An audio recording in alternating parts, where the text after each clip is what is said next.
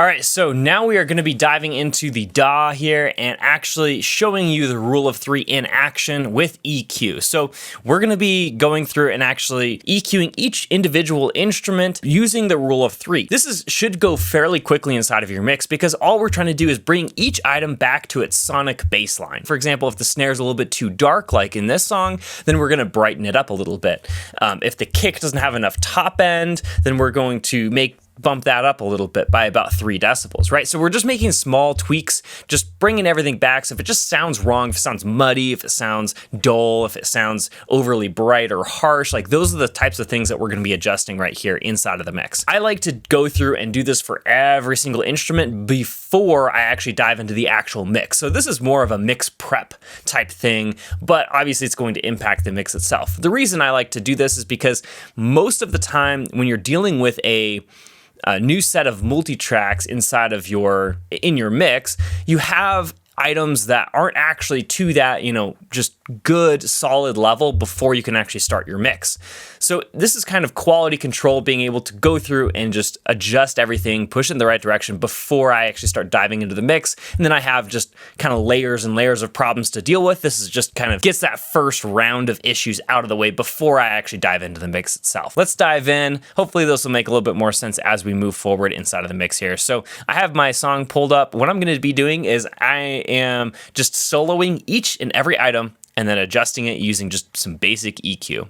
So here we go. Here is the very first one. We have our kick drum. So we're just going to solo it. One thing that I might do before I actually adjust anything is actually just listen to the song. This is not volume balanced at all. It's just completely raw. So I'm going to listen to it, decide what kind of vibe I'm really shooting for. If I was given a reference, I'm going to be listening to that as well in order to decide what overall direction, because I don't want to EQ my kick to be more like a metal kick when it's like a pop rock track. So let's listen to it and then decide which direction we're trying to go with it, EQ each item accordingly. When you're down, take a step. If you think you'll second guess all the choices you've ever made, all your beauty. Okay, so I'm getting some like pop, some hip hop, and rock vibes from this song. So I'm gonna probably go more that pop direction. Okay, so let's dive in. Let's start EQing this kick.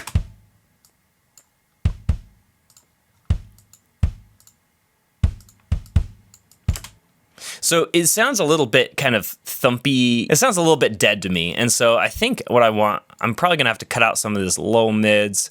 Again, 3 decibels. Let's try around 150.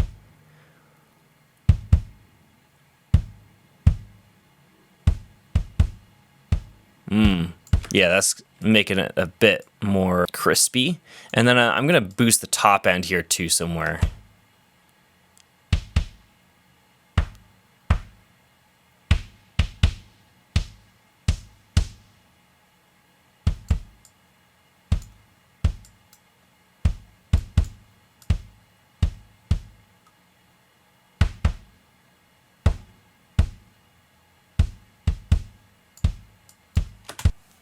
All right, that's sounding much better to me. Again, I'm not adjusting it too much. I might have actually liked it better, if had I boosted maybe 6 decibels on the top end. But I might be a little bit biased right now because it makes a big change. And so by using the rule of three, I'm going to rein in my just innate desire to just over mix it right away. Let's move on to the snare. Ooh. Yeah. Immediate gut reaction, that's way too dark. So let's brighten that up. Let's just add a top shelf here. Ooh, much nicer.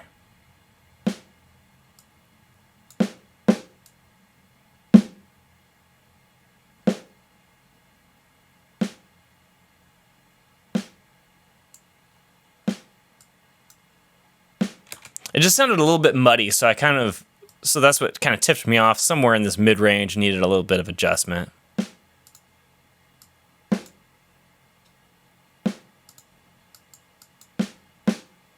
Yeah, I'm liking where that's headed. Let's go to our tom. Let's find where our tom is actually at.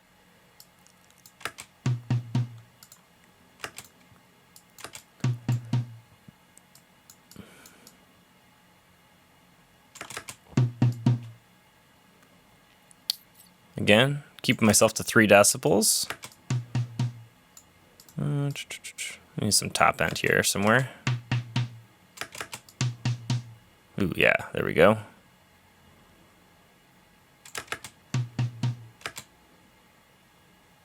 Sounds a little bit mid-rangey.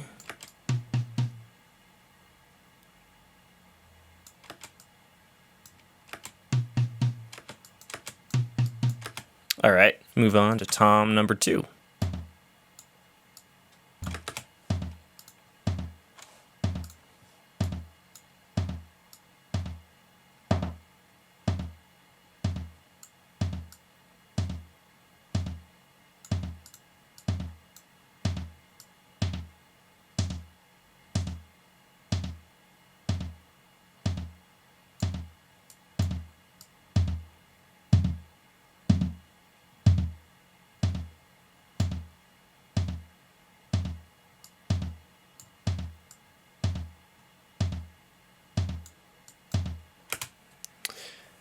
All right, there we go. Move on to tom number 3. Oh, it only gets hit once at the very end. What a waste. Stay.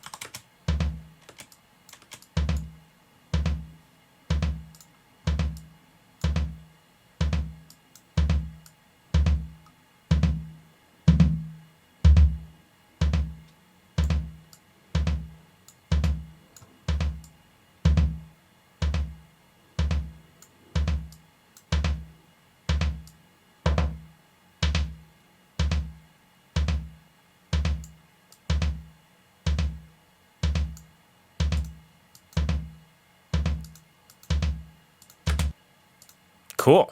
Sounding great.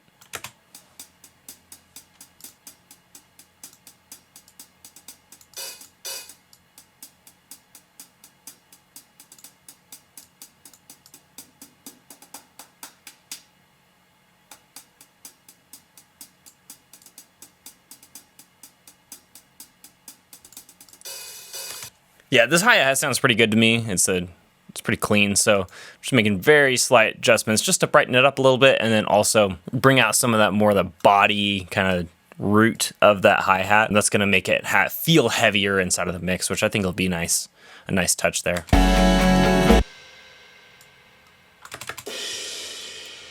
Yeah, and then these are pretty much the same issue. I just want some more brightness out of them. Yeah. Maybe a little miss.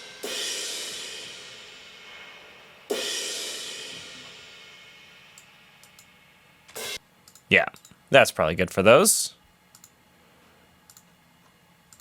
All right, so we got some synth drums here as well. Let's quickly deal with this.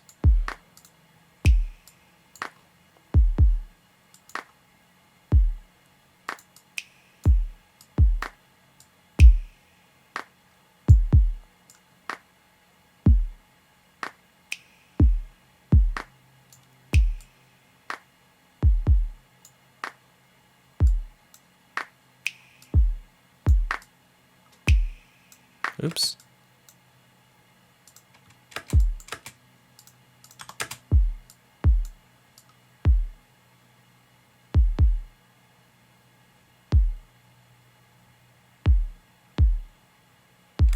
So a lot of this top end sounds really good. So I'm just going to do a high shelf. Get all that up there.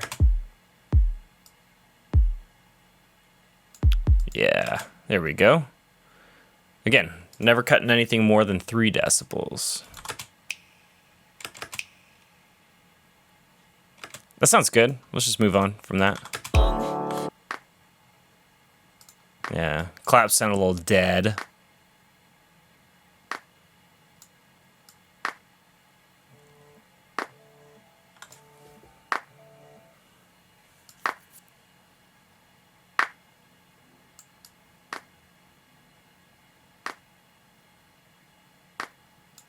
Yeah. Yeah, I think it's good with just a little high boost there.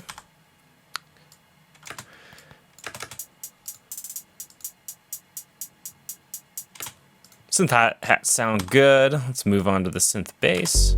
Most of the time when you have synthetic instruments, a lot of times they don't need any correction. It's usually when you have live instruments that they require a little bit more nudging right off the get-go, because it's harder to record real instruments than stuff that's already been, made to already sound great. So generically, you'll find yourself pushing around the real instruments a lot more than any synthetic instruments. So let's listen to this bass here.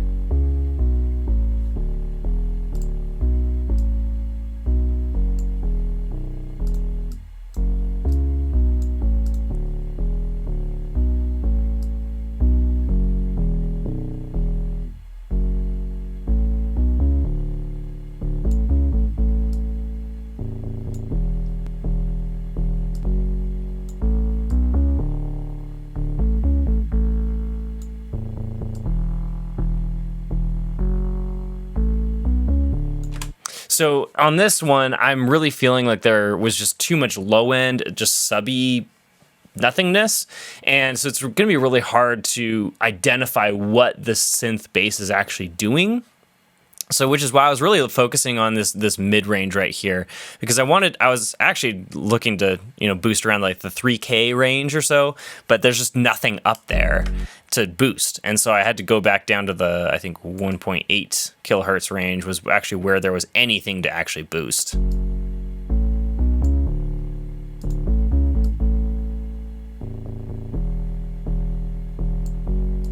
Yeah, and then I'm just going to take the low end down just a little bit, so then I can even emphasize that top end a little bit more again. Still maintaining that 3 decibel threshold, though. Let's move on from the simple bass and go to our rhythm guitars.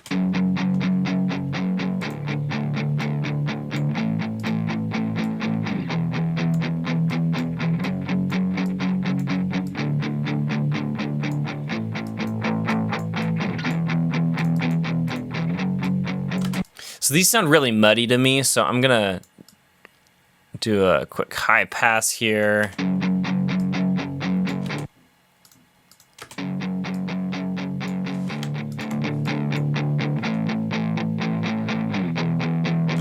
Overall, I just want a lot more aggression out of them, so I think around this mid-range is where I'm gonna be able to get some more of that out of there.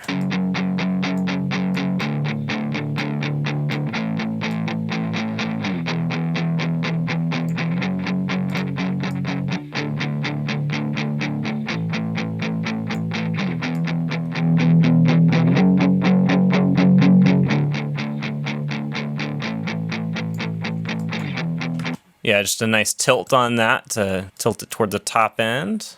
Again, this is not my final EQ that I'm going to be using on everything, so not trying to be too detail-oriented. I just want to be able to listen to it, fix the most obvious things that poke out to me, and then move on. Don't get stuck deliberating way too much. Here we go.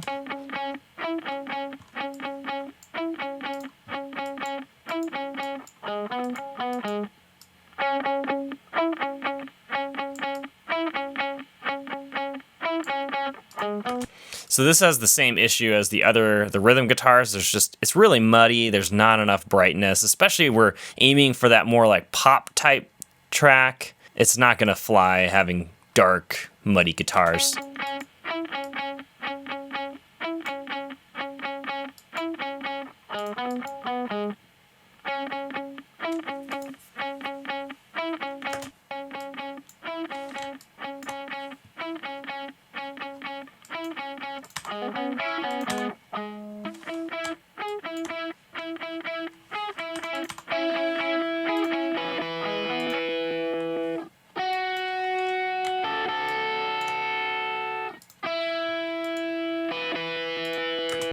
And as you'll see, I'm just copying this same EQ curve all the way across because it's the same tone, same guitar.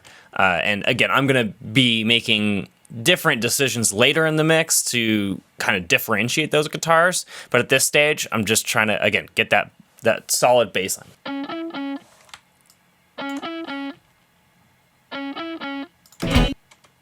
This one sounds a little hollow.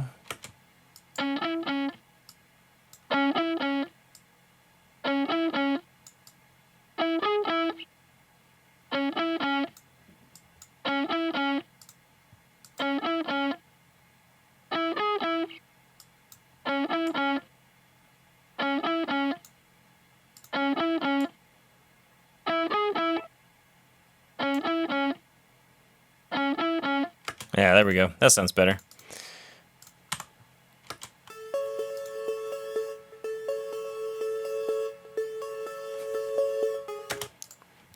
That's because a little bit more brightness here.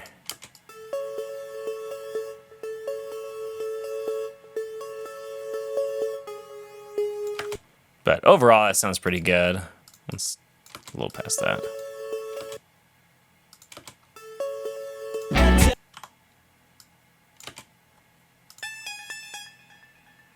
Yeah, that sounds good. Again, synths generally pretty safe.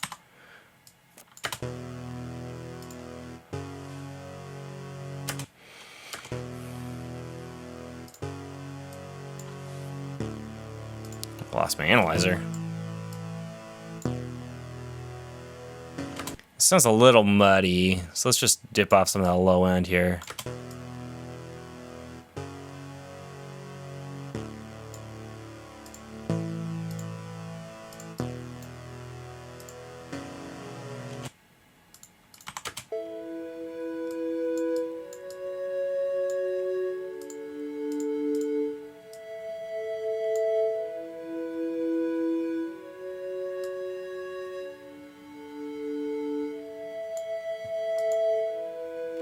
Yep, that sounds good.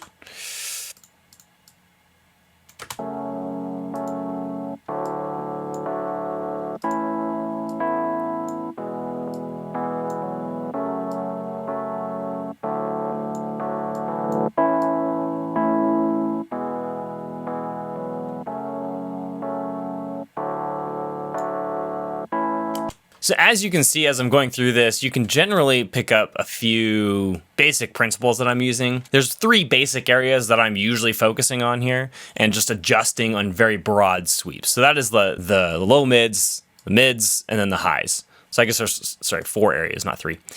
But that's the basic premise that I'm working off of, is if something's muddy, I'm going to be looking to probably cut some of the low mids. If there's something that's too bassy, obviously I'm going to be cutting the lows, etc. So I'm not looking for very detailed changes at all. Again, very broad sweeps to just get everything moving in the right direction for the mix.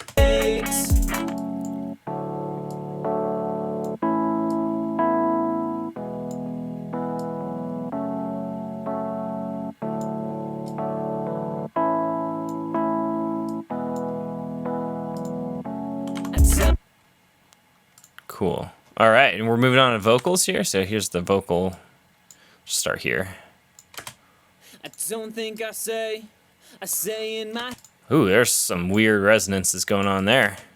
I don't think I say in my head. I look inside my eyes. Yeah, some weird mid-range stuff. I don't think I say in my. I don't think I say in my head.